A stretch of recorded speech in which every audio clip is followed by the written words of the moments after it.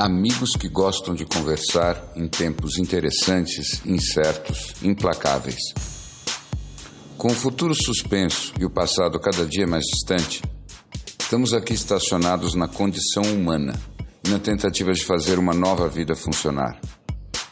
Cada dia é um passeio na neblina e os elefantes estão soltos. Não usamos nomes, porque somos nós e somos ninguém. O que importa é a conversa e a vontade de gerar alguma luz.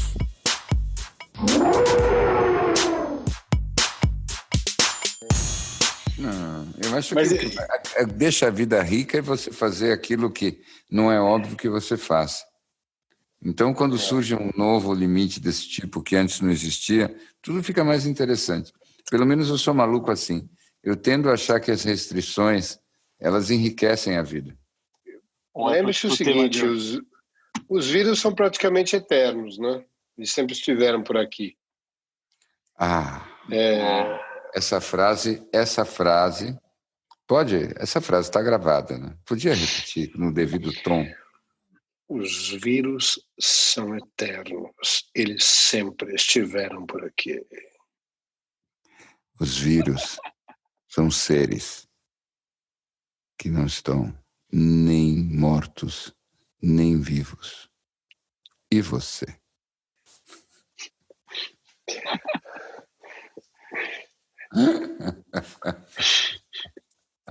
Perdeu, Nossa, perdeu você até pro vírus. Você perdeu até pro vírus. Eu sinto que a gente está chegando num momento que é um point of no return, porque nada mais da matéria está fazendo sentido a não ser buscar nos meandros, nas entrelinhas, na imprensa marrom as respostas. Exatamente. Nós vamos reescrever a história do fake news. Nós vamos colocar o fake news do avesso e achar o que tem de verdade nele. Pois é, porque o avesso do fake news é a verdade. É a verdade. Mas você sabe que momento clássico dos elefantes. Você sabe que para os gregos a verdade era sempre o desvelamento do que estava oculto? A palavra grega para verdade é desvelamento. Não existe verdade, existe desvelamento. Então, só existe verdade quando você desvela alguma coisa. Não existe algo que já é verdade de cara. Percebe como interessante. Você é grego? Até porque se você não tiver o desvelamento, você não tem o comparativo, né? Exatamente. Então é esse que é interessante. Verdade não era uma coisa que você decretava, era uma experiência dinâmica.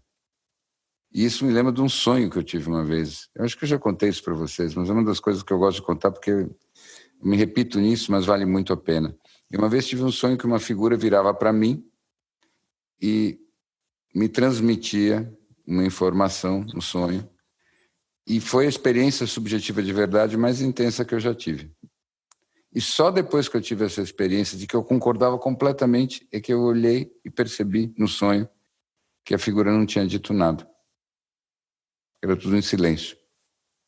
Então, eu tive a verdade sem ter o conteúdo da verdade. Eu acho que eu te contei já isso nos elefantes, se duvidar. Eu acho que não. Não? Mas é interessante isso, hein? É uma coisa que Apesar de eu não me lembrar de muita coisa, eu me lembraria disso. Mas então, isso é uma coisa muito... Foi aí que eu entendi que verdade é uma experiência, não é uma coisa. Porque a experiência de verdade mais pura que eu já tive na vida foi vazia. Quando você conta esses sonhos, eu fico pensando, será que eu não tenho sofisticação intelectual nem para sonhar mais legal assim? Até o sonho do cara é melhor, pô.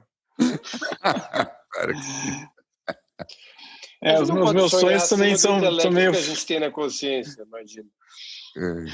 Os meus sonhos são bem filme B também, não tem essa sofisticação. Faz tempo que eu não tenho um sonho desse. Essa iluminação toda. Cara, os meus sonhos, eles têm sido um remendo daqueles colado com durex, sabe? Aquele negócio, aquele picote, um monte de picote colado, meio queimado, assim. Aí junta um que passou, e eu só estou conseguindo me lembrar bem mesmo dos que antecedem a alvorada. Bom, são esses mesmo que são mais fáceis de lembrar, né? Esses logo cedo, assim, quando você consegue esticar um período na cama, aí você você não sabe, não tem certeza se você está pensando ou sonhando. Esses eu acho que são os melhores, na verdade. Eu gostei dessa ideia de pensar sobre o que é a verdade, porque hoje em dia esse parece até quase um papo de rede social, mas realmente a verdade já não é mais a mesma para todo mundo, ou talvez nunca tenha sido.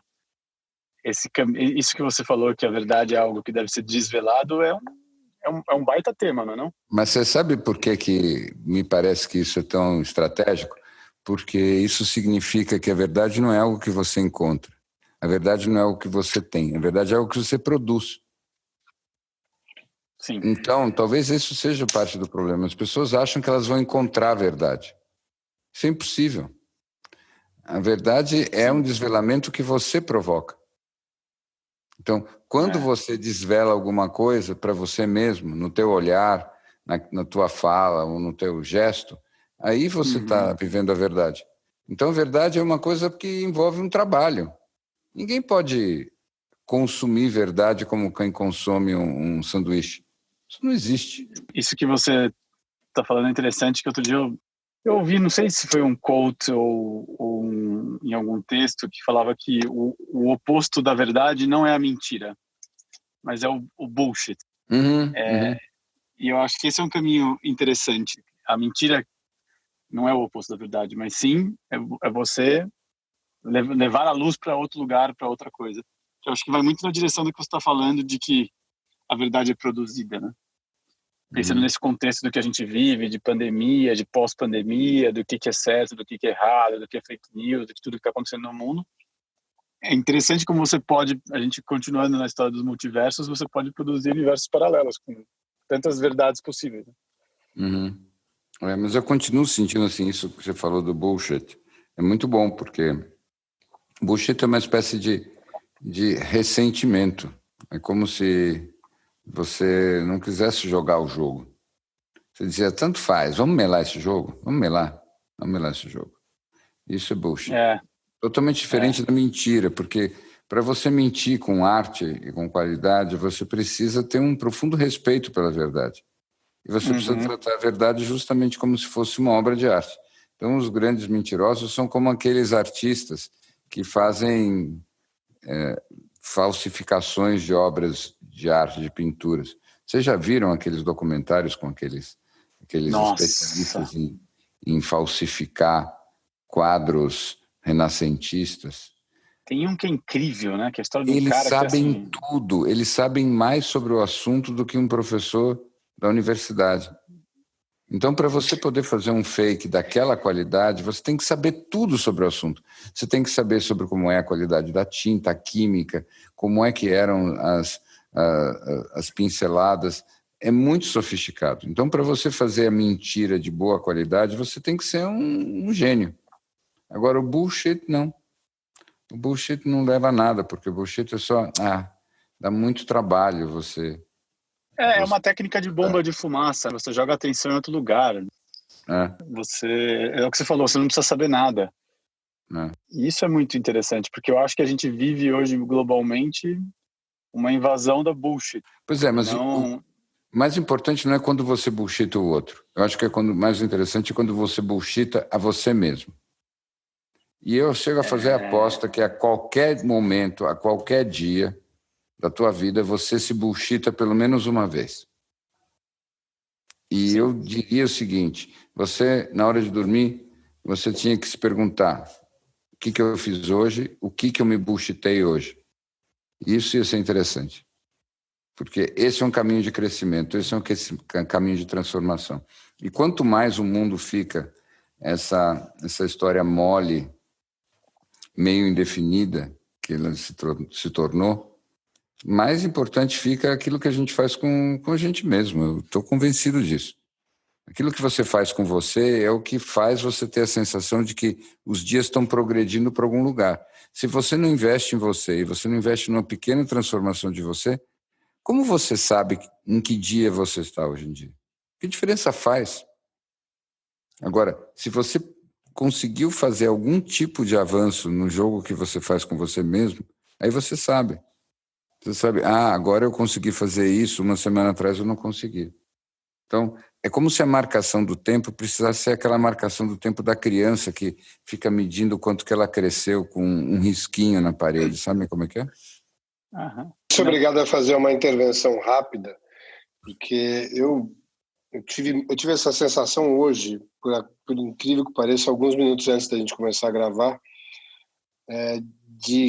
do que diferencia um dia do outro, e é justamente essa sensação mesmo de você ter conseguido mexer, nem que seja um pouquinho, no que você tem como percepção, alguma evolução dos teus padrões. Mas a gente tem que tomar um cuidado especial de não dar cabeçadas na parede quando acontece o contrário também, né? Que também é um caminho muito simples e mais provável e mais frequente. Essa é uma frase que você falou outro dia, Lergo, que eu concordo muito, que dependendo da forma como você busca o caminho de evolução e de elevação, ele pode ser tão exaustivo e desgastante quanto. E ele não é tão óbvio à primeira vista. Talvez não seja óbvio num curto prazo. Então, a chance de você se martirizar porque você não vê nenhum resultado, ela é sempre enorme. Enorme, até porque você tem a impressão de que a gente esquece como o padrão é formado, né? E quantos anos e oportunidades de repetição a gente teve para deixá-lo tão firme e forte como ele está. E a gente realmente imagina que algumas poucas pinceladas nele vão deslocá-lo dali. E, na verdade, essa semana em especial, que eu acho que eu tive uma boa montanha-russa nesse sentido, onde eu me dei tapinhas nas costas e também dei cabeçadas na parede, eu acho que tem que encontrar essa média móvel e razoável de ter um pouco de compaixão com a gente no processo e entender que qualquer movimento para frente, por mais que nesse caso você tenha a sensação de no dia seguinte andar 2 casas para trás, você tem a noção do quanto essa caminhada pequena funcionou e quão importante ela é na tua mudança de padrão e de condicionamento. É muito forte, muito importante isso que você disse. Agora, parte disso, para mim, pelo menos, eu acho que para todos nós que temos essas inspirações comuns, é a consciência de que facilita muito não entender essa experiência humana que nós estamos tendo como uma guerra. Eu estava hoje mesmo dizendo isso. Eu disse, a vida não é um passeio, mas para de tratar a vida como se ela fosse uma guerra. A vida é só um jogo. Então, que não pode ser ganho, apenas jogado, citando exatamente a lenda de Ben Green. Exatamente. Então, e como é que se joga bem o jogo? Se joga bem o jogo, como se é um jogo, você tem que jogar com afinco, você tem que jogar com dedicação, senão não tem nem graça jogar o jogo. Agora, é um jogo, então nem você tem que se impressionar demais com as vezes que você ganha, nem se impressionar tanto assim com as vezes que você perde. E isso é que eu acho que é o desafio maior, porque nós todos temos uma programação e um hardware preparados para levar tudo mortalmente a sério. Atenção para o advérbio mortalmente. Então, o animal em nós trata tudo como literalmente uma guerra pela sobrevivência. Então, nós somos programados pela biologia para, por exemplo, lembrarmos muito mais das memórias ruins do que das memórias boas. Nós somos programados pela biologia para dar mais ênfase para o medo do que para o amor. E, no entanto, a nossa consciência está sempre dizendo para nós o contrário. A nossa consciência vai revelando, desvelando para nós como as coisas não são bem assim. E que nós precisamos lutar contra a nossa programação biológica, porque, na verdade, o amor é mais importante. Talvez ele seja uma força mais suprema no universo. Talvez pensar na vida apenas como um jogo pela sobrevivência seja justamente a coisa que você não deve fazer. E talvez você simplesmente se preocupar com a tua preservação individual seja a forma mais pobre de se viver. Mas isso é o condicionamento que você precisa vencer. Eu acho que Vale aí um exercíciozinho prático. Sempre me questionam qual é a meditação, enfim, preparações, etc. Eu acho que tem uma coisinha que pouca gente faz e que, nesse processo que eu estou falando, é quase que um mantra que deveria ser implementado durante o dia, até com um lembrete no alarme do relógio, de você ir para um lugar e, em vez de você dar as respirações e pausas, etc., você só se lembrar que você saiu de cena e você vai voltar em cena. E preparar como você se prepara para entrar numa cena, para você conseguir observar a cena com as características que ela tem, para você não se perder no filme, né? Que o mais provável durante o dia, quando você não se lembra disso, é que você comece a acreditar que você realmente é parte daquele enredo. E é onde o sofrimento que vem, que é na distância entre a expectativa e a realidade. E no placar contra a realidade, poucas vezes nós conseguimos vencer. Interessante você falar em placar, porque ao você completar o seu pensamento, eu me lembrava do Rei Pelé, que é alguém que me impressiona em especial, não porque ele fez 1000 gols ou por causa daquelas jogadas, obviamente, plásticas e geniais, incríveis, que algumas pessoas assistiram apenas na TV, outros assistiram ao vivo. Eu, por exemplo, assisti um jogo do Pelé no Pacaembu. Meu pai me levou, eu era um molequinho. O Santos ganhou de 3-2 do São Paulo com um gol do Pelé, que eu não vi porque um pipoqueiro entrou na minha frente na hora do gol. Então eu perdi minha única chance de ver um gol do Pelé na vida ao vivo por causa de um pipoqueiro. Mas eu lembrei do Pelé por quê? Eu não queria fazer uma digressão tão longa. Por causa da paradinha. Sempre, para mim, a paradinha foi a marca do verdadeiro gênio.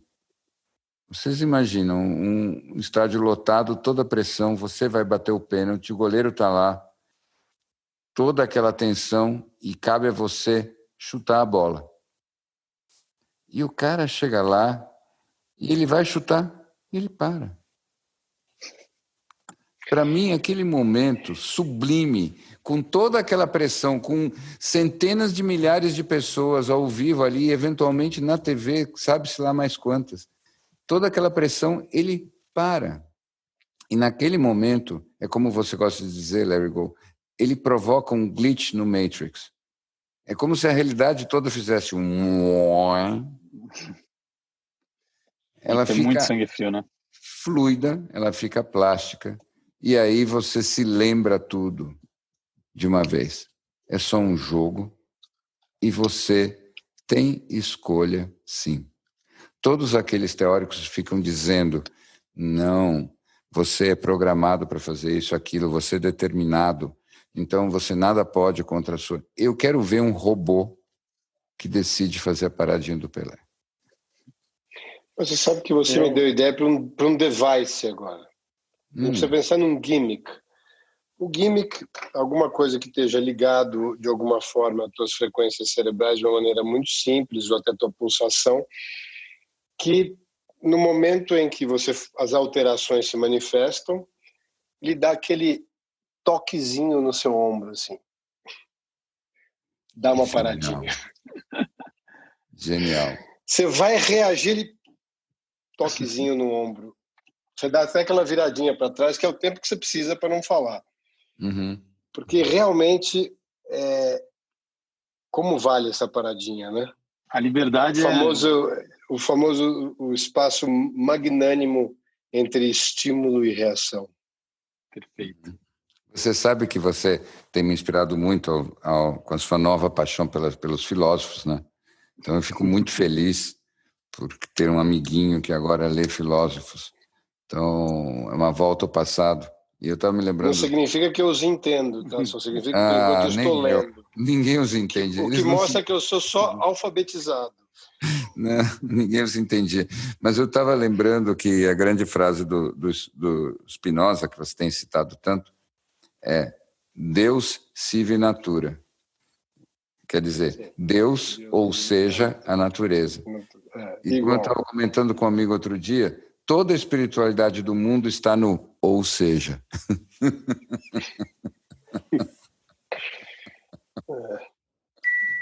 Isso. Entre Deus e a natureza, toda a espiritualidade do mundo. Ou seja. Tive a impressão de estar vendo meio uma luzes no painel do Let It Know, é isso? Estamos aqui voando pelas galáxias.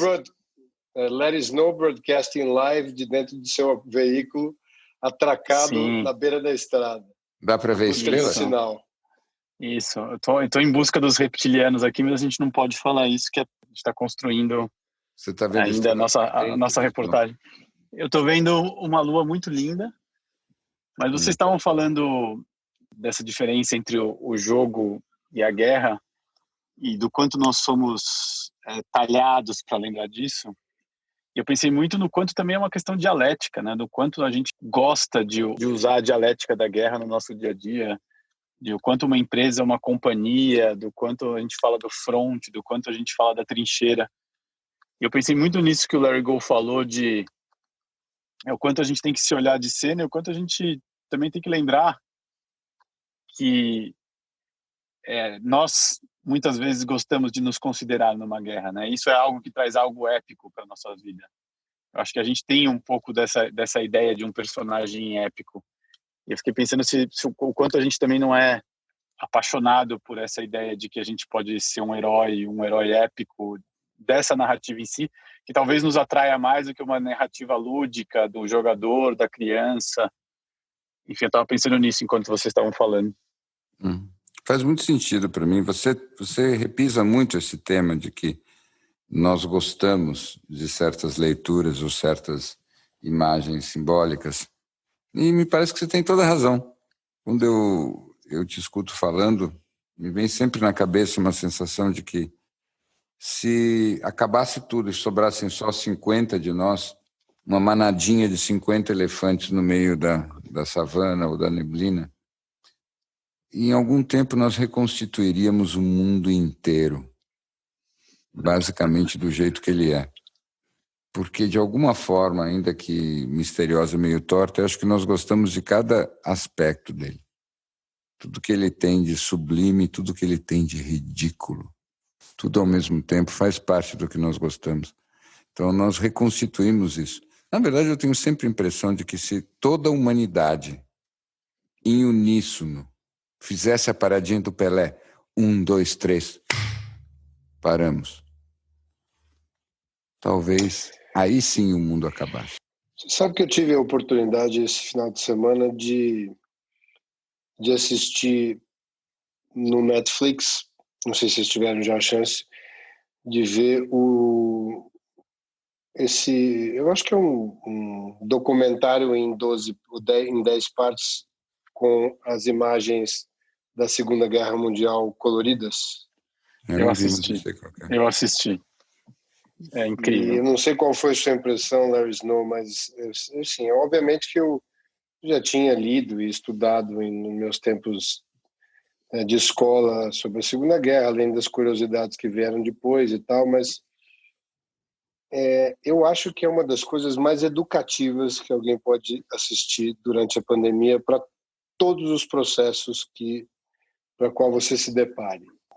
O que tem de lição ali, eu não sei o que você pescou, o que te chamou mais atenção, mas algumas coisas em especial, essa questão, primeiro, da magnitude daquilo.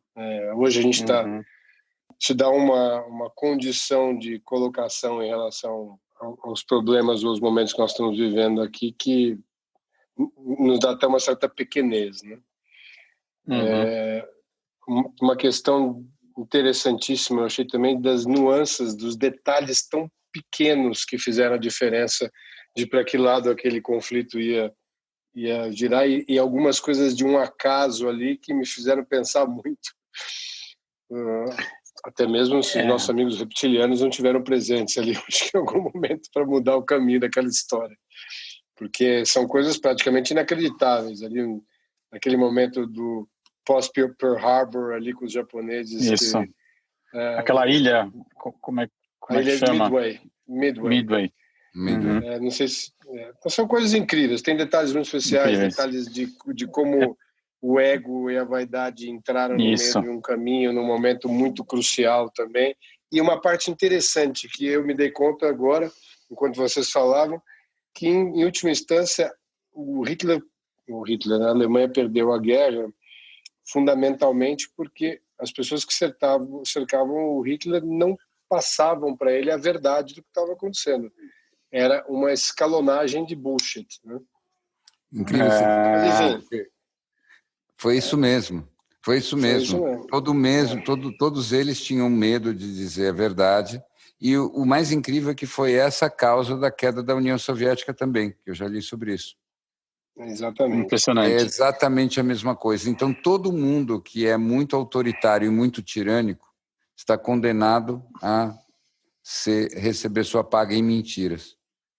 Pois é, eu acho que, de alguma forma, me remeteu um pouco a tempos atuais. Não vamos entrar em detalhes políticos, mas é um padrão que se verifica muito parecido em todas as reações e colocações, etc. Né? Mas, enfim.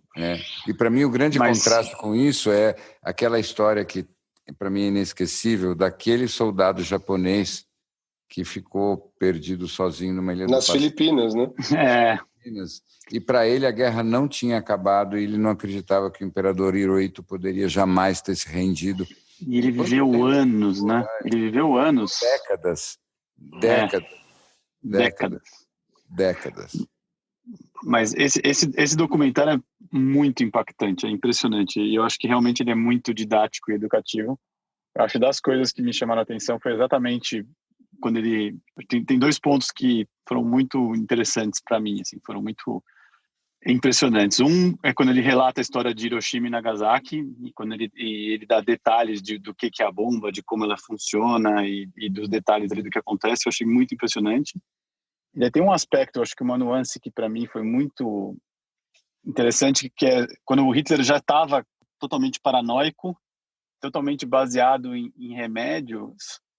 A vida dele já estava baseada em remédio. As decisões equivocadas que ele tomou, porque ele já não tinha mais ninguém do lado dele, ele estava completamente maluco. E a quantidade de pessoas que morreram quando ele já estava nessa fase de não só ele ser um louco, mas como ele ser um louco afetado pela quantidade de remédios que ele estava. Na verdade, pelo que eu entendo ali, ele tinha um coquetel diário de cocaína, né? Eu vi duas fotos, tinha um coquetel e um colírio de cocaína. E tinha era uma base de coisas ali completamente insana, e eles falam isso, né? E daí eu acho que também tem uma coisa das mais interessantes de todas, que eu acho que é talvez uma das histórias mais malucas que o mundo já pôde produzir, é aquela história do Stauffenberg, que tentou matar ele, colocou aquela mala que explodiu e ele saiu... Só que colocou embaixo de uma mesa de madeira de lei e a própria madeira segurou a explosão. Essa história é inacreditável. Mas, enfim, isso mostra que realmente o roteiro escrito pelos caras é muito bem elaborado. É muito bem. E quantas vocês notaram vidas não foram... A energia pesa quando a gente fala da Segunda Guerra Mundial? Era uma energia muito densa. Era uma energia muito... Exatamente. Era muito complicado aquilo ali, era um pântano. E uma coisa que eu nunca tinha entendido tão bem, acho que nesse documentário ficou claro, era a motivação do Japão, né? Quer dizer, vem também de uma questão, não vou chamar de uma vaidade, de um ego ferido, lá desde a Primeira Guerra, né, do pós-Primeira Guerra, onde eles têm os seus vistos negados, né, seria o equivalente a ter os seus vistos negados para entrar nos Estados Unidos. Eles tinham tido uma função importante ali na Primeira Guerra, e aquilo foi crescendo, aquele sentimento anti-americano, e uma necessidade que nunca tinha sido explicável para mim até assistir aquilo. Então, é impressionante também esse aspecto de como a massa mal conduzida reage de maneiras tão inexplicáveis, né? Como esse instinto animal ele surge na medida que ele é mal conduzido por líderes que geralmente são muito carismáticos, né? Ao mesmo tempo, tem uma outra coisa que sempre me comove na Segunda Guerra Mundial, que é como quando o Hitler mandou eles destruírem Paris, eles não cumpriram a ordem, porque Paris era bonito demais. Mas você sabe que no documentário eles dão a impressão de que Hitler não queria que destruísse Paris. Ele não queria no começo, porque ele era um grande esteta. Ele era um grande esteta. Exato. Mas depois, no fim... E o governo temporário sai de Paris e vai para fora justamente para preservar a cidade. Mas no fim, quando eles estavam perdendo, eles tinham que sair fora de Paris. Parece que teve uma ordem para destruir. E aí os caras disseram não. Não dá. E tem um paralelo também no Netflix que chama o Círculo, o Inner Circle do Hitler. É um outro documentário, acho que feito mais ou menos na mesma época, porque os comentaristas são os mesmos. E eu acho que esse é muito interessante também, porque ele fala só da guerra de poder interno ali e como foram os últimos momentos no bunker, que é uma impensável. Lembra daqueles memes que fizeram com aquele filme A Queda, que é um filme espetacular dos últimos momentos do todos os memes foram feitos. Mas tem uma coisa que eu acho que me chama muito a atenção nesse filme, que me chamou a atenção, e que daí eu trouxe um paralelo com outro documentário que eu assisti recentemente, é o preconceito que os japoneses e parte da Europa têm com os americanos e com os Estados Unidos. Que eles achavam que os americanos não seriam capazes de aguentar uma guerra, que eles eram um bando de preguiçosos, sucumbiriam facilmente aos deleites da matéria. Exatamente. E engraçado que eu achei isso muito interessante ver, porque é algo que eu não tinha essa ideia profunda de como os outros países, principalmente os asiáticos, enxergavam os americanos. E eu fui rever isso nesse documentário American Factory, que os Obamas produziram, que ganhou o Oscar, inclusive, esse ano, que é, eu acho que para mim, um dos documentários mais interessantes dos últimos tempos, sobre como os chineses que vieram da China ali para aquela fábrica americana, não sei se vocês sabem qual documentário é esse.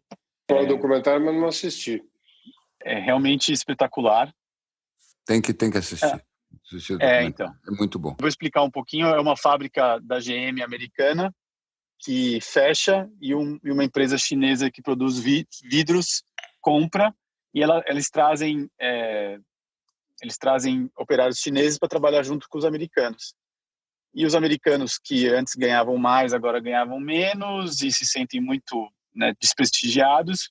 E os chineses que vêm da China, eles têm uma relação ali de quase escravidão, sentem que estão tendo a oportunidade da vida deles. E, basicamente, a visão que os chineses têm dos americanos ali é muito interessante, porque eles acham que os americanos são os caras mais preguiçosos do mundo, que não sabem trabalhar, que não estão a fim de resolver as coisas. E é uma visão muito diferente do que nós do Ocidente aqui temos cultivado dos americanos desde sempre.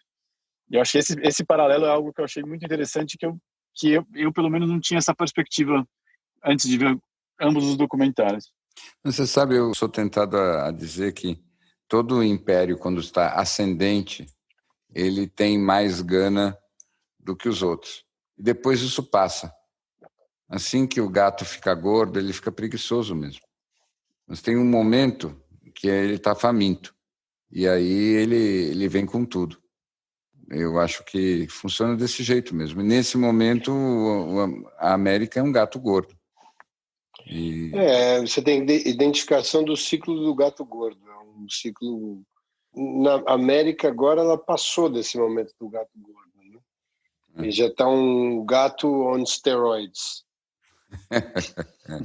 Daqui a pouco vai virar um tamborim, isso sim, se continuar desse jeito. Fazendo lipoaspiração. E esse documentário, ele tem esse clash de culturas ali que você olha e você, assim, é realmente muito impressionante. Mas é interessante vocês terem ido para esse lugar, eu fui junto, porque eu tinha pouco tempo atrás dito que a vida não é uma guerra, é um jogo. E a gente só falou da guerra nos últimos 10 minutos. Mas é uma guerra ou é um jogo? O que vocês acham, afinal? Eu saí falando, decretando. Qual é a opinião de vocês? Eu acho que como ele é uma projeção externa de uma condição interna, como falamos no episódio número 1 e 3, eu acho que se você estiver em guerra, é a guerra que você vai encontrar e projetar. Tá. Eu ouvi regra de noivado, então eu acho que é um jogo, mas é rugby, tá? Não, eu tô brincando aqui, mas eu acho que a gente leva tudo a sério demais, eu concordo. Mas eu acho que a gente leva tudo a sério demais, eu concordo com você. Pois é, eu acho que esse assunto é grande demais para a gente passar por ele meio batido. Essencialmente, o que diferencia um jogo de uma regra? Vamos lá. Eu percebo que você tem feito perguntas que você já tem as respostas. Não. Eu faço perguntas que simplesmente levam para as curiosidades sobre as quais eu quero refletir com vocês. E aí, na sequência... Dan Rather. Na sequência, eu reflito. Por Deus, que antes eu não pensei em nenhuma resposta. Nós vamos ter que colocar um potinho com os tópicos. Parece aquele jogo de stop que o cara fala e já sai com tudo pronto, né? Não. Tanto que eu até me perdi. Sim, deu A. Tá bom. Não, vamos lá, eu concordo com você. Eu acho que é um tema. Eu só queria te perguntar uma coisa antes de você entrar no tema, rapidamente. Eu acho que eu vinha com uma visão muito de jogo e assistir esse documentário deu uma mexida comigo. Porque eu acho que em determinado momento o jogo realmente fica hardcore, né? Talvez seja um glitch dentro do processo todo, seja um outlier do gráfico que seja importante para fazer uma mudança grande, que eu acho que foi importante naquele momento, mas quando você começa a ver as nuances daquele jogo, é um jogo de muita dor, né? Não, vira guerra mesmo. Mas isso, você está indo na direção que eu gostaria de refletir. Para mim, essa pergunta é boa porque não é um negócio simples. Não é simples. O que eu consigo formular, na verdade, e vocês me ajudem se eu estiver viajando, é que tudo depende das polaridades. E o que acontece é que, quando você está tratando as polaridades como se fosse uma questão de vida ou morte, é guerra. Quando as polaridades não são assim, as polaridades elas podem inverter, você pode juntar, você pode transcender, você pode construir alguma coisa a partir das polaridades, aí você tem um jogo. Quando os extremos opostos podem coexistir, você tem um jogo. Quando só um dos dois, there can be only one, aí você tem uma guerra. A gente sabe que quando os instintos estão em jogo, é fácil a gente cair num lugar de sobrevivência. E sobrevivência é simples, ou você sobreviveu ou você não sobreviveu, é binário. Então, eu tenho um pouco a impressão que sempre que você cai no binário, você cai na armadilha. Aliás, toda essa história que a gente viveu nesses últimos tempos tem a ver com a volta desse binarismo. Então, as nuances se perdem quando você começa a ficar contando o número de mortes. Que raio de discussão é essa na hora do jantar? Quantos morreram hoje? Então, é claro que a metáfora de guerra fica muito forte. Mas a vida não é um jogo de estar vivo ou estar morto. Tá? Então, para mim, o ponto todo é que quando você consegue pensar nas grandes oposições e você consegue vê-las como se elas fossem uma espécie de dança ou alguma coisa que pode até se revelar outra história, você está diante de um jogo. Mas quando você vê as polaridades como uma coisa que você tem que estar de um lado ou tem que estar do outro, e não tem meio termo, não tem acordo, não tem nuance, não tem degradê, aí você está numa guerra. O que eu sinto é que as conversas passaram do ponto em que elas eram debates e elas viraram uma espécie de guerras existenciais e verbais.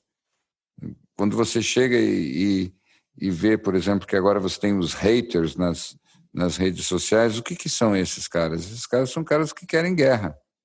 Por quê? Porque eles se alimentam dessa sensação. Eles não conseguem viver a vida como um jogo. E eles estão levando a coisa literalmente, mortalmente a sério. Enquanto você falava, me veio um raciocínio que eu gostaria de desenvolver. A Alemanha perdeu a Primeira e a Segunda Guerra e eu acho que aprendeu muito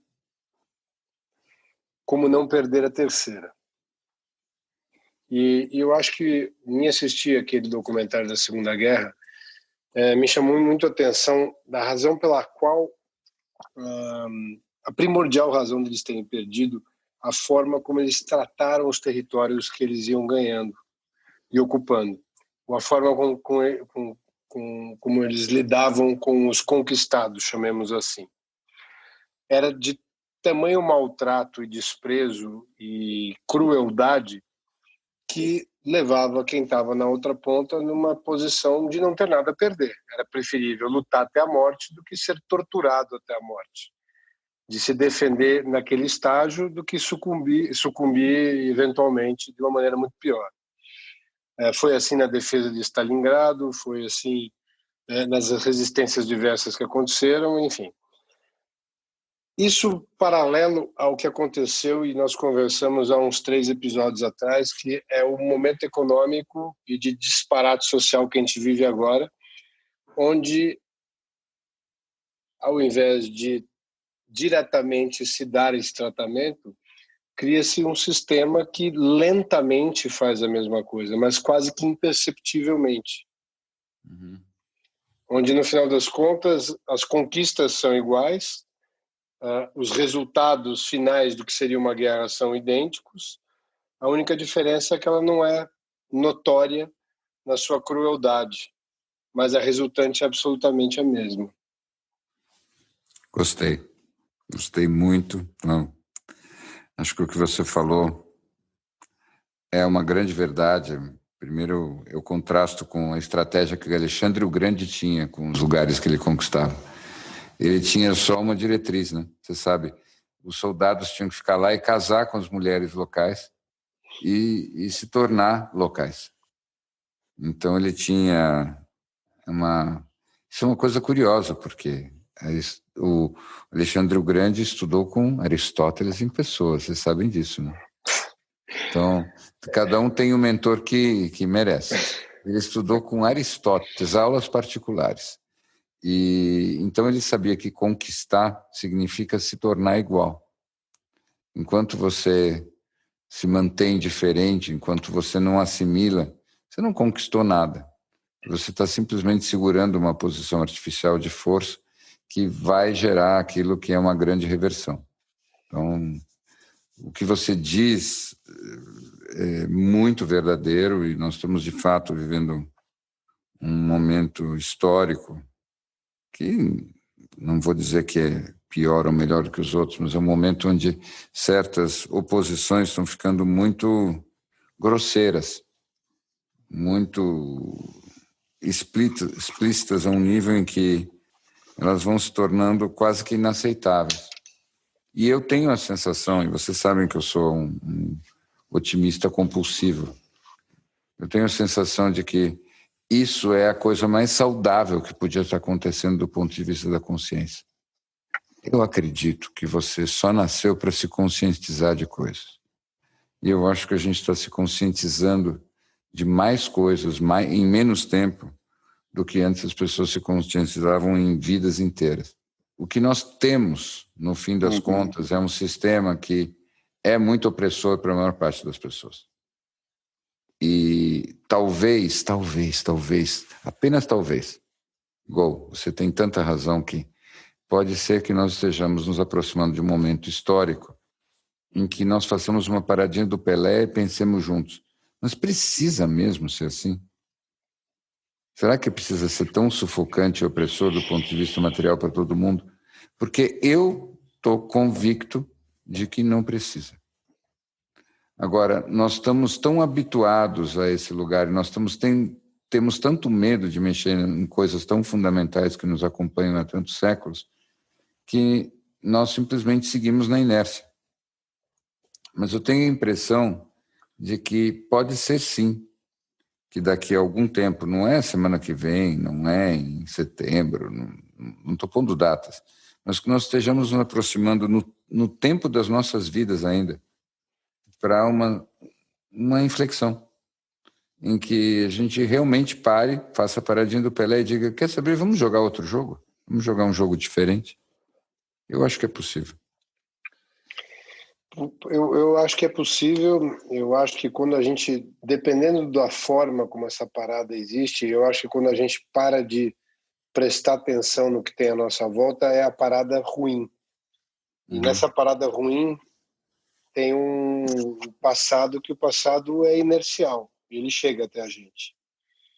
E eu acho que agora a gente tem realmente a oportunidade de dar uma paradinha boa, que é a parada para repensar, ou se for a paradinha, continuarmos parados onde estamos, o passado vai nos alcançar.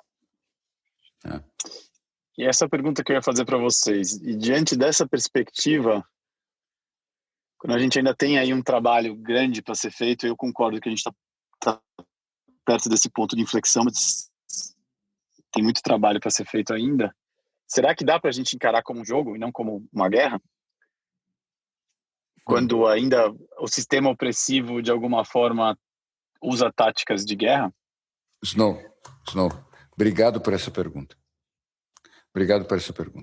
Eu tenho uma convicção central, visceral, medular, de que é esta a chave.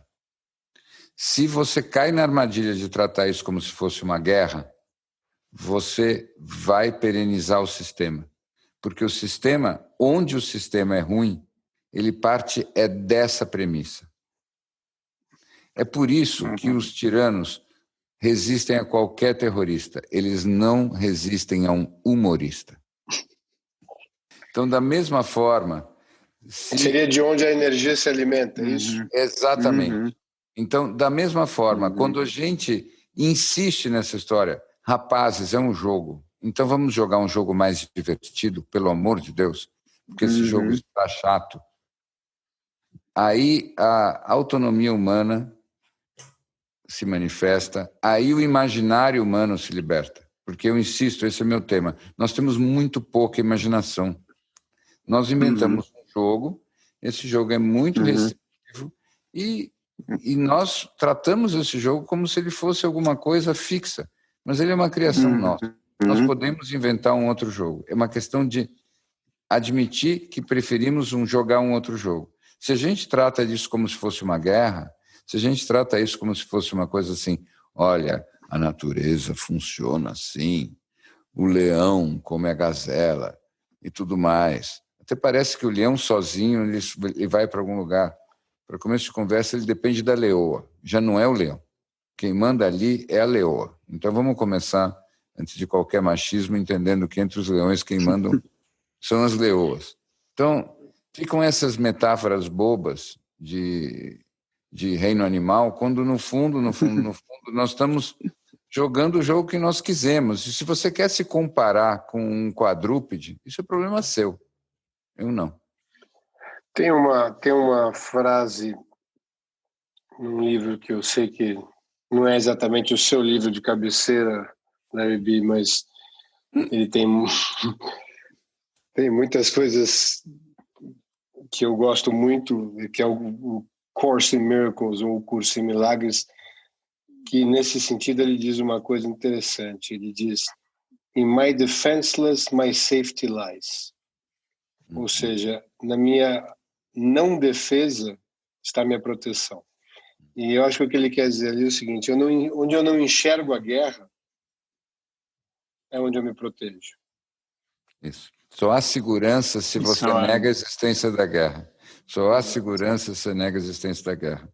E vocês sabem que essa é uma das coisas mais impressionantes, até do ponto de vista espiritual, que eu já experimentei quando me contaram. Quando me explicaram, e parece que isso foi assim mesmo, que os primeiros cristãos, eles literalmente, estava falando de leões, né? Eles eram comidos pelos leões vivos, né? Eles eram colocados nas arenas, é uma loucura, comidos pelos leões. As pessoas iam assistir? Sim, mas o ponto não é esse. Há relatos de que os cristãos, eles eram comidos pelos leões em êxtase. Eles não ficavam gritando de medo. Eles tinham uma certeza absoluta na pureza daquela época, de que eles iam encontrar esse reino dos céus. Então eles não estavam nem aí que eles eram comidos pelos leões. Para mim isso me impactou demais, porque é como se eu acho que esse daria um episódio inteiro. Porque desde aquela época eu fico pensando assim, isso sim é acreditar em alguma coisa. Isso Exato. Sim. É o leão mordendo a tua barriga e você dizendo assim, isso não é nada. Né? Isso não tem a menor importância. Você conseguir separar o sofrimento da dor. Né? Exatamente. Isso é você desligar o animal e você viver a consciência num outro lugar. Muitos vão poder chegar e dizer isso é um delírio, isso é uma perturbação. Mas aí eu quero fazer uma autonomia humana no seu mais pleno.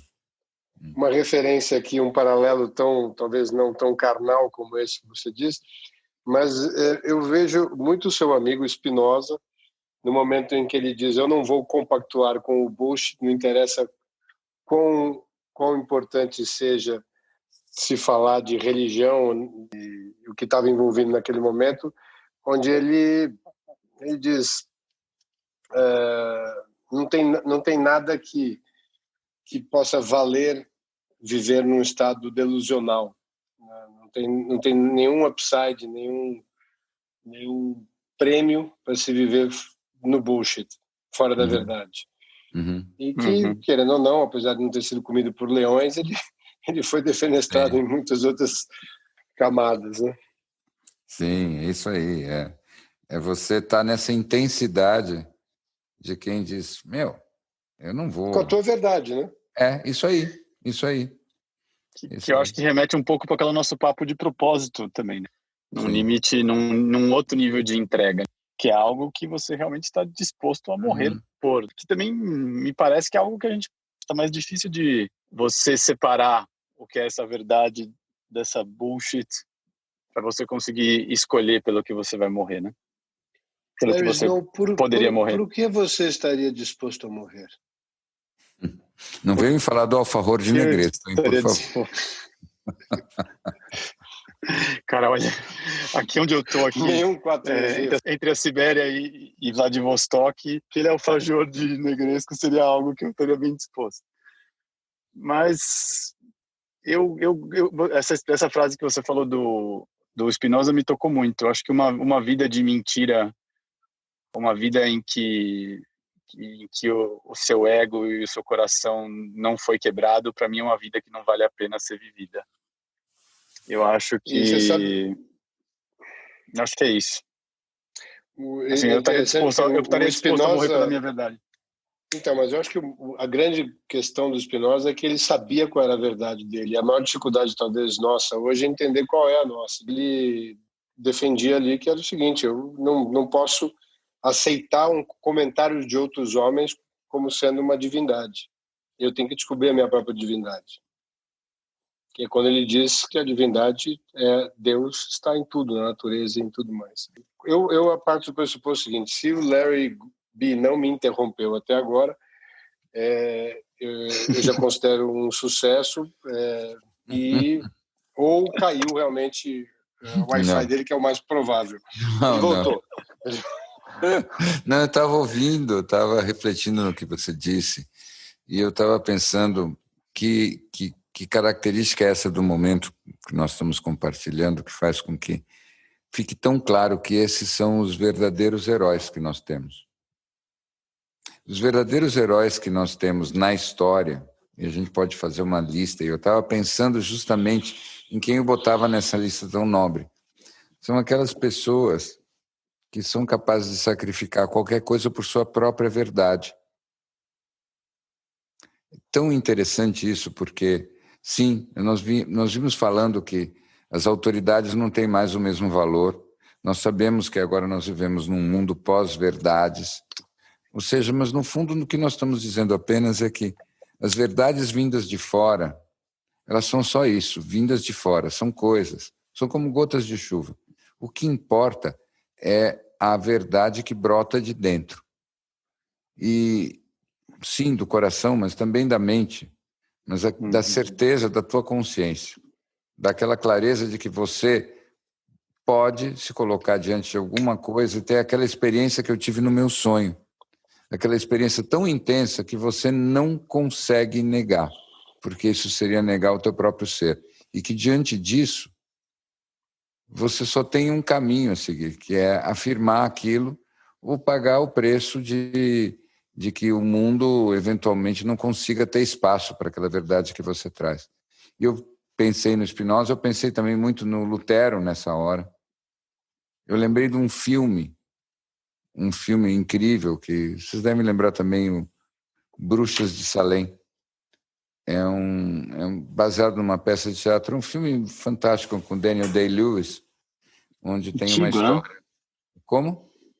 É antigo, né? Ele é antigo, mas tem todo um dilema. Em poucas palavras, no limite, é assim: se ele mentisse, ele seria salvo. E avisaram para ele que se ele mentisse, ele seria salvo. Mas que se ele cismasse em dizer aquilo que ele sabia que era verdade, ele era queimado. E ele diz: não posso fazer isso, porque realmente eu acredito que a mentira é um pecado e eu tenho que falar a verdade.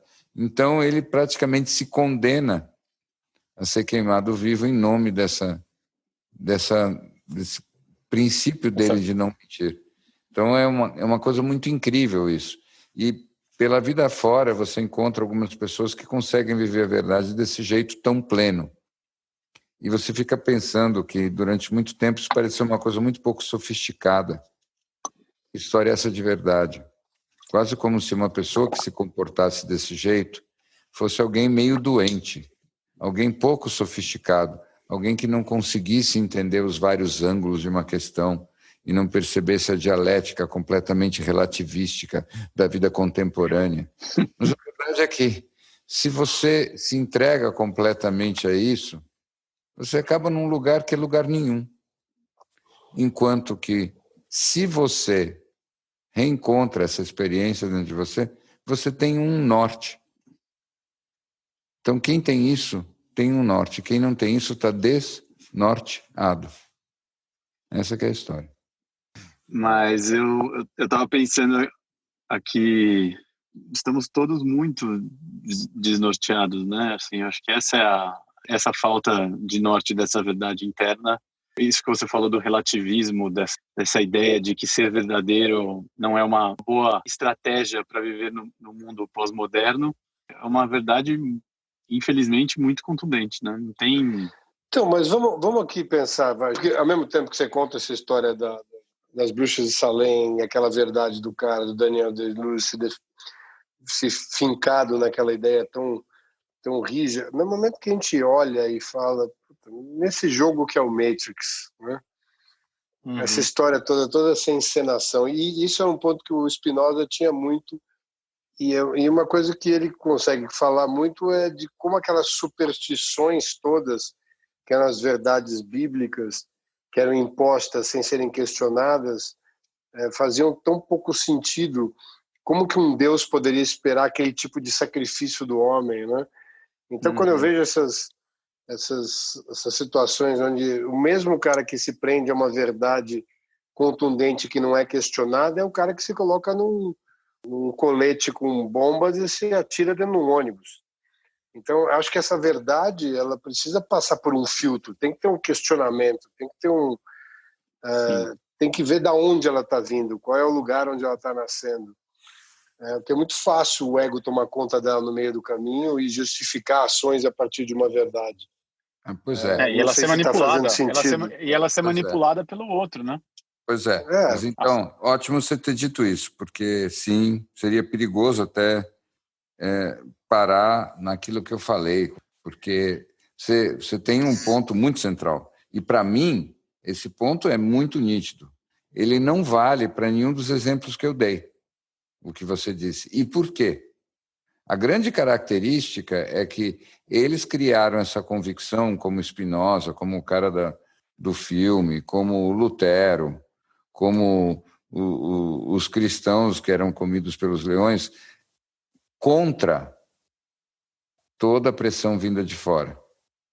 Enquanto que o terrorista do colete explosivo, ele é doutrinado pelo coletivo dele.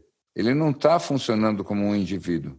Então, eu falo e eu defendo a convicção que nasce do interior de um indivíduo, a despeito daquilo que a coletividade em torno dele está dizendo. Aí você vai poder me retrucar. Tudo bem, mas esse cara pode ser um louco. Pode. Mas eu vou te contar uma coisa sobre os loucos. Essa convicção pode vir... Vamos pensar que eu pudesse me consultar com alguém da área da psicologia agora. E eu perguntaria para ele o seguinte... Faça isso, esses caras são muito perigosos. Ainda assim eu vou correr esse risco. Essas certezas que podem nascer a partir de um trauma. E pode virar um padrão, pode virar uma crença que seja extremamente respaldada por uma convicção que vem de um lugar ainda de dor. Sim. É desse tipo que me preocupa, né? E eu acho que a gente vê muito. E claro que você acaba encontrando, nós falamos no último episódio dos anarquistas que vamos virar. Acho que é muito importante a gente olhar de que lugar está vindo essa anarquia, de que lugar, se vier de um lugar bom, e eu acho que é um bom dentro de nós, não necessariamente que não vai se reivindicar alguma coisa, alguma mudança, mas se vem da dor, se vem do lugar escuro, eu não consigo imaginar uma transformação que seja duradoura e eficiente a partir desse lugar. Mas então, vamos lá. Qual é a diferença entre a convicção do norte verdadeiro para o indivíduo do fanatismo? O que faz cara ser norteado ou o cara ser um fanático? O que vocês acham? Mas eu acho que eu gostaria de ir um pouco mais no meio do caminho, não nos extremos. E como essas convicções, porque isso é o que a gente vê mais comumente, né? Como a gente tem que tomar cuidado com os viés, todos os padrões que a gente tem tão acessíveis para justificar as ações que vão encontrar nos nossos pares a força suficiente para tornar aquilo grandes movimentos, que nós estamos falando de transformação. Então, o que eu estou querendo dizer aqui é essas verdades, encontrar a sua verdade, conhecer a sua verdade, saber de onde ela está vindo, como é relevante nesse período esse momento de, embora seja talvez piegas de falar tanto nisso, de autoconhecimento, mas o que é isso agora?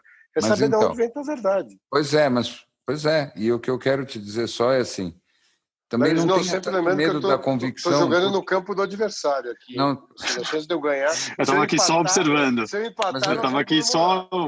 Não é uma guerra. Na narrativa desse jogo, eu estou só observando aqui. É um jogo. E eu nem sabia que era um jogo competitivo. Eu achei que era um frescobol. Colaborativo. Rubem Alves. Colaborativo. Então, veja, eu só acho que o ponto central é a gente não precisa ter tanto medo das convicções porque elas revelam a sua procedência. Se você parar para pensar, todos os exemplos que eu dei são exemplos cuja convicção, na verdade, não levavam a nenhuma vantagem perceptível, nem para o indivíduo, nem para o grupo com o qual ele se identificava. E os malucos, ou os terroristas suicidas, em geral, eles estão fazendo esses movimentos destrutivos, até de auto-sacrifício, como um ato de autoafirmação. Então, você tocou na palavra-chave, o viés, o bias. Quando você estuda isso, você percebe que todo viés ele está sempre na defesa de alguma coisa que é, em última instância, da psicologia do indivíduo. É alguma coisa que, em última instância, é egóica. E eu estava falando justamente daquele tipo de convicção que colocava o ego num xeque-mate, porque o ego ia estar a serviço de uma outra preservação ou de um outro movimento, mas ele não pode fazer isso porque uma verdade maior do que a dele se manifestou. Então, eu acho que você pode se suicidar da forma mais egóica do mundo, por exemplo. Você pode fazer coisas muito impressionantes e destrutivas e, na verdade, você está apenas refletindo o teu complexo de inferioridade. Agora, o verdadeiro norte não tem nada a ver com isso. Pelo menos é o que eu acredito. O que você acha? Eu acho que dá Agora, o verdadeiro norte, ele precisa de uma dissolução do ego antes, não precisa? Ele não precisa de dissolução, mas ele é como se você, para poder viver isso, você precisasse aceitar uma uma instância que fosse maior do que a do ego. Então, de certa maneira, é como se você precisasse ter um acesso ao sublime, ou como se você precisasse ter acesso a alguma coisa que você diz, sei lá, é como no filme Interstellar que você estava mencionando.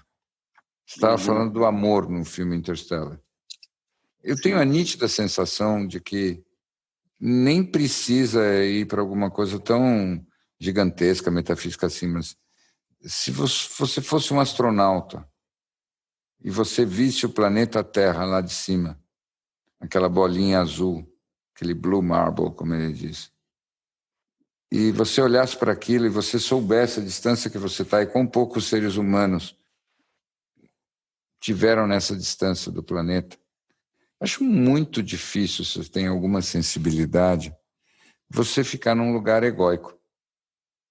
Eu acho que qualquer ego, a tantas milhas de distância do planeta Terra, perde sua relevância, sua força. Você vira só testemunha de alguma coisa tão difícil de descrever, tão imensa, tão incomensurável, tão impossível de compreender, que onde é que entra o ego nisso? Você não lembra no dia que algum adulto te explicou pela primeira vez que existem mais estrelas no céu do que areias em todas as praias do mundo? Grãos de areia em todas as praias do mundo, e tem mais estrelas. E quando você era garoto e você ficou tentando entender isso, o teu ego levou um nocaute. Então, existe esse lugar que não é necessariamente a dissolução do ego no sentido mais radical do termo, mas é simplesmente assim, o baixinho, sai de lado agora, porque a gente está falando de outras coisas. E você falou Você descobriu a quantidade de estrelas que existiam no universo, Larry Go? Quando eu descobri? Você lembra? Sim, quando nós passamos o Réveillon juntos, olhando para o céu.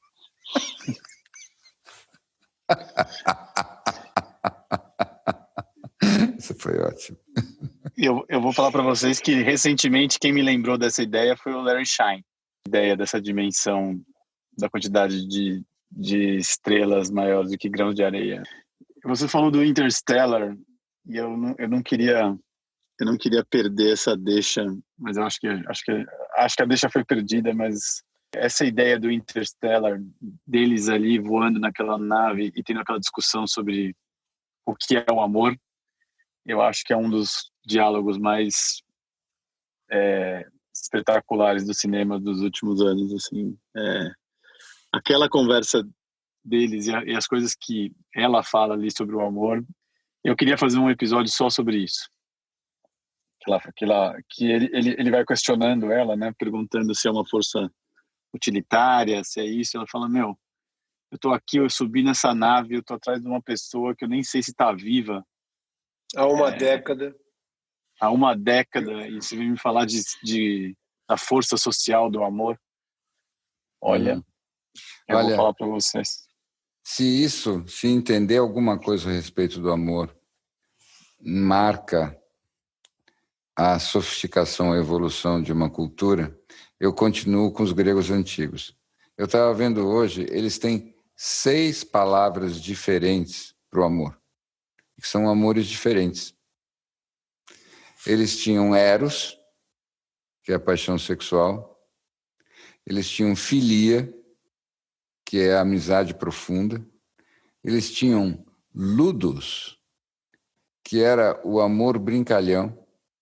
Olha que bonito. Ágape, que era o amor por qualquer um e por todos. Pragma, olha só. Sabe o que era pragma? Era o amor duradouro que sustenta os relacionamentos a longo prazo. Pragma. De onde, obviamente, veio o pragmatismo. E, por fim, voltando aqui, nós temos eros, filia, ludus, ágape. O que era o ludus? Ludus é o amor brincalhão. É quando você gosta de brincar e fazer piada e tirar sarro e se divertir com a pessoa. Ágape, que é o amor universal. Pragma, que é o amor duradouro das relações de apoio mútuo na história e no tempo. E depois a última, que era Philautia, que era o amor por si mesmo.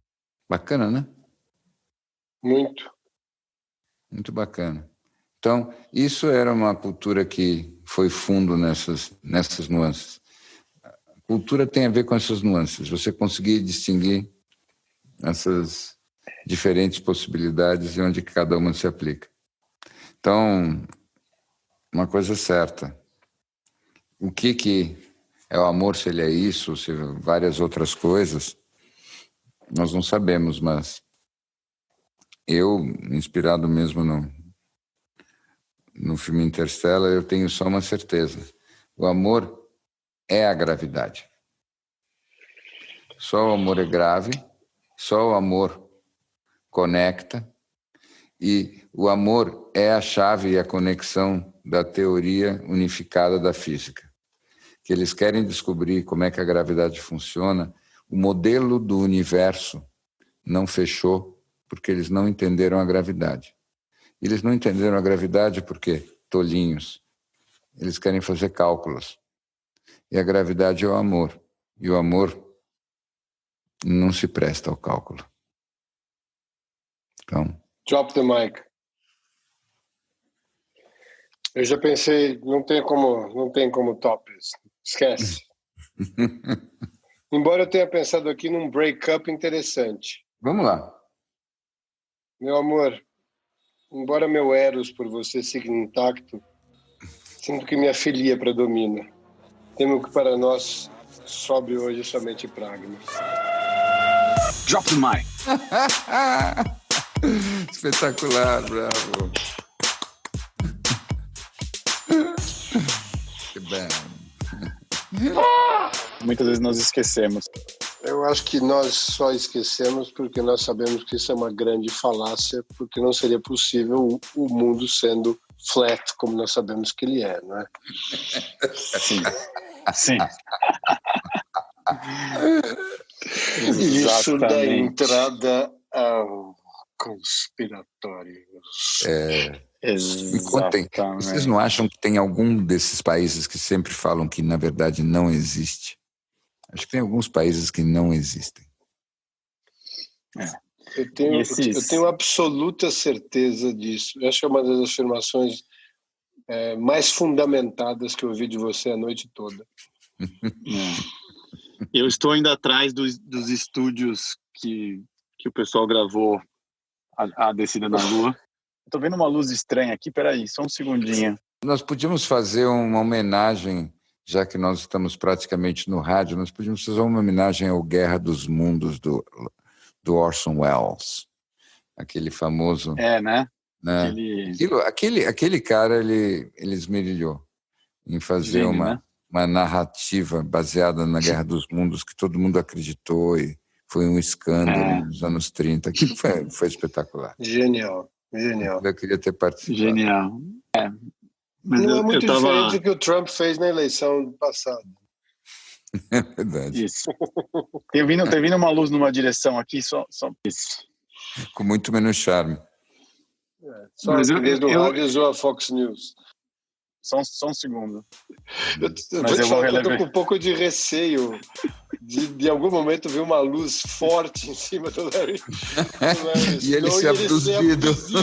Nós perdemos ele ao vivo.